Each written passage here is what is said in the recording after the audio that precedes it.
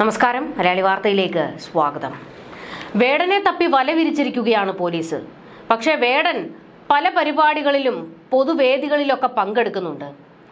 Police ഏമാന്മാരെല്ലാവരും ചേർന്ന് വേടനെ അങ്ങ് സംരക്ഷിക്കുകയാണെന്ന് ഇതിലൂടെ തന്നെ വ്യക്തമാണ്. പക്ഷേ വേടന്റെ വെടി തീരാറായി എന്നാണ് ചില ചർച്ചകൾ വരുന്നത്. അതിലേറ്റവും പ്രധാനപ്പെട്ടത് വേടന്റെ ജാമ്യാപേക്ഷ ചൊവ്വാഴ്ച പരിഗണിക്കുകയാണ് കോടതി. കോടതിക്ക് മുന്നിൽ വേടന്റെ കേസ് എത്തുമ്പോൾ അതിനു മുൻപേ നിരവധി പെൺകുട്ടികളാണ് ഇപ്പോൾ പരാതിയുമായി രംഗത്തേക്ക് വന്നിരിക്കുന്നത്. വേടനുമായി ബന്ധപ്പെട്ട് ഈ അടുത്ത കാലത്തായി നിരവധി കേസുകൾ കോടതിക്ക് മുൻപിൽ എത്തിയിട്ടുണ്ട്. അതുകൊണ്ട് തന്നെ കോടതി ഈ വിഷയത്തിൽ എന്ത് നിലപാട് സ്വീകരിക്കും എന്നുള്ളത് നിർണായകമാണ്. അത് വേടനെ സംബന്ധിച്ചിടത്തോളം വലിയ ഒരു പ്രതിസന്ധിക്ക് നടുവിലാണ് ഇപ്പോഴുള്ളത്. ബലാത്സംഗ കേസിൽ പോലീസ് തിരയുന്ന റാപ്പർ വേടൻ എന്ന ഹിരൺദാസ് മുരളി സ്ഥിരം കുറ്റവാളിയാണെന്ന് പരാതിക്കാരി ഹൈക്കോടതിയിൽ വ്യക്തമാക്കിയിരിക്കുന്നത്. വേടനെതിരെ വേറെയും ലൈംഗികാതിക്രമ കേസുകളും 2 പരാതികളും പുതുതായി ഉയർന്നു വന്നിട്ടുണ്ടെന്നും പരാതിക്കാരി കോടതിയിൽ വ്യക്തമാക്കിയിരിക്കുന്നത്. വേടൻ നൽകിയ മുൻകൂർ ജാമ്യാപേക്ഷ പരിഗണിക്കുമ്പോഴാണ് പരാതിക്കാരി ഇക്കാര്യങ്ങൾ കൂടി കോടതിക്ക് മുൻപിൽ എത്തിച്ചിരിക്കുന്നത്. തുടർന്ന് പരാതിക്കാരിയെ കേസിൽ കക്ഷി ചേരാൻ ജസ്റ്റിസ് ബച്ചു കുര്യൻ തോമസ് അനുവദിച്ചിട്ടുണ്ട്. നേരത്തെ വേടൻ വിദേശത്തേക്ക് കടക്കുന്നത് തടയാനായി ലുക്കൌട്ട് നോട്ടീസ് പുറപ്പെടുവിച്ചിരുന്നു. വിവാഹ വാഗ്ദാനം നൽകി തുടർച്ചയായി പീഡിപ്പിച്ചു എന്ന പരാതിയിൽ ഇക്കഴിഞ്ഞ ജൂലൈ 31-നാണ് തൃക്കാക്കര പോലീസ് വേടനെതിരെ കേസെടുത്തത്. 2021 ഓഗസ്റ്റ് മുതൽ 2023 മാർച്ച് വരെ വിവിധ സ്ഥലങ്ങളിൽ വെച്ച് പീഡിപ്പിച്ചു എന്നായിരുന്നു പരാതി. എന്നാൽ ബലാത്സംഗ ആരോപണം നിഷേധിച്ച വേടൻ തന്നെ വ്യക്തിഹത്യ ചെയ്യാനാണ് ശ്രമമെന്നും കുറെ നാളുകളായി തനിക്കും മാനേജർക്കും ഭീഷണി കോളുകൾ വരുന്നുണ്ടെന്നും നിരവധി സ്ത്രീകൾ പരാതി നൽകുമെന്നുമായിരുന്നു ഭീഷണി എന്നായിരുന്നു ജാമ്യാപേക്ഷയിൽ പറഞ്ഞിട്ടുള്ളത്. മാത്രമല്ല വിവാഹം നിലനിൽക്കില്ല എന്നും ബന്ധം ഉഭയകക്ഷി സമ്മതപ്രകാരമായിരുന്നുവെന്നും വേടൻ വ്യക്തമാക്കിയിട്ടുണ്ട്. തുടർന്ന് കോടതി പോലീസിന്റെ റിപ്പോർട്ട് തേടി.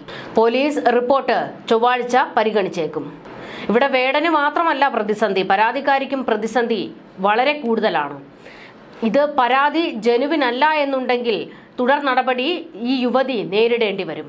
കോടതി കർശന ഭാഷയിൽ വിമർശിക്കുകയും ചെയ്യും. സ്ത്രീകൾക്ക് അനുകൂലമായ നിയമങ്ങൾ പലപ്പോഴും ദുരുപയോഗം ചെയ്യപ്പെടുന്ന ഒരു സാഹചര്യമുണ്ട്. ആ സാഹചര്യവും കോടതി പരിഗണിക്കും എന്നുള്ളത് പ്രധാനമാണ്. എന്നാൽ വേടന്റെ കാര്യത്തിൽ വേടൻ ഇപ്പോൾ നിരവധി കേസുകൾ വേടനെതിരെ ഇത്തരത്തിൽ ഉയർന്നു വരുന്നുണ്ട്. ഇതിന്റെ സത്യാവസ്ഥ എന്താണ് എന്ന് കോടതി ഇഴകീറി പരിശോധിക്കും. അത് ഏറ്റവും പ്രധാനപ്പെട്ട കാര്യവുമാണ്. ഇത് തന്നെയാണ് വേടന് വലിയ വെള്ളിടിയായി മാറാൻ പോകുന്നതും. ഹൈക്കോടതി എന്ത് നിലപാട് സ്വീകരിക്കും അതിപ്പോൾ തന്നെ വേടന് ചങ്കിടിപ്പ് തുടങ്ങിയിട്ടുണ്ട്. ഇതുവരെ വേടനെ പിന്തുണച്ചവരാരും ഇപ്പോൾ ഈ വിഷയത്തിൽ അധികം പ്രതികരിക്കുന്നില്ല. കാരണം പെണ്ണ് കേസ് ആയതുകൊണ്ട് തന്നെ ഈ പറയുന്ന ഇതുവരെ വേടനെ പൊക്കി തലയിലെടുത്ത് വെച്ചിരുന്നവർ ആരും ഈ ഘട്ടത്തിൽ പിന്തുണയുമായി രംഗത്തേക്ക് വരാൻ ഒരു സാധ്യതയുമില്ല. സഖാക്കളെല്ലാം ഇപ്പോൾ തന്നെ ഒളിവിൽ പോയിരിക്കുകയാണ്. ഇതിനു മുൻപ് വേടനെതിരെ ആരെങ്കിലും എന്തെങ്കിലും ഒന്ന് പറഞ്ഞിരുന്നെങ്കിൽ ഉടനെ ചാടി പുറപ്പെട്ട് രംഗത്തേക്ക് വരുന്നത് സഖാക്കളായിരുന്നു.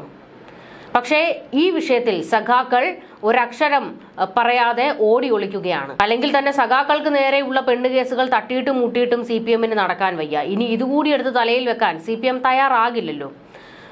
2020-ലും 2021-ലും വേടൻ ലൈംഗികാതിക്രമം നടത്തിയെന്ന് കാട്ടി 2 യുവതികൾ മുഖ്യമന്ത്രിക്കും പരാതി നൽകിയിട്ടുണ്ട്.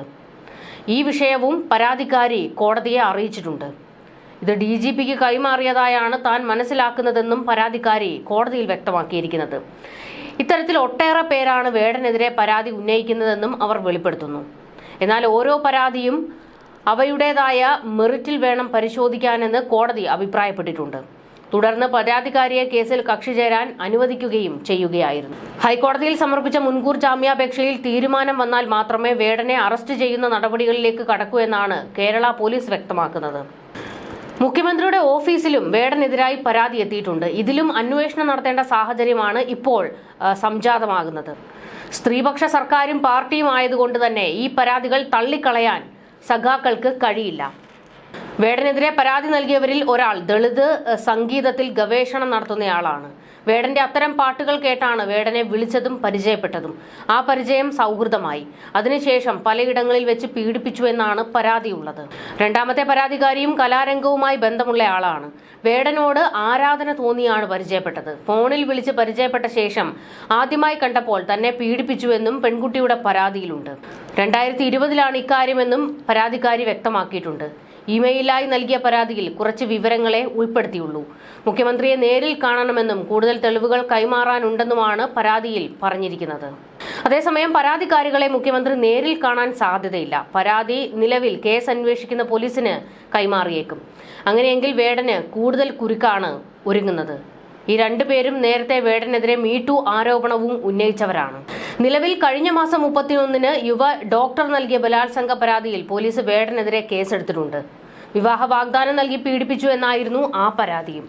എന്നാൽ വേടനെ കണ്ടെത്താനായിട്ടില്ല എന്നാണ് പോലീസ് പോലും പറയുന്നത്.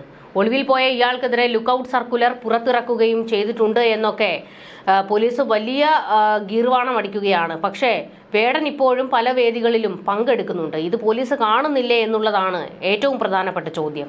വേടൻ സ്ഥിരം കുറ്റവാളിയാണെന്നും സർക്കാരിൽ സ്വാധീനമുള്ള ആളാണെന്നും പരാതിക്കാരി കോടതിയിൽ ബോധ്യപ്പെടുത്തിയിട്ടുണ്ട്. ഈ വിഷയങ്ങളെല്ലാം തന്നെ വേടന് കുരുക്ക് മുറുക്കുന്നുണ്ട് എന്നുള്ളത് വാസ്തവമാണ്.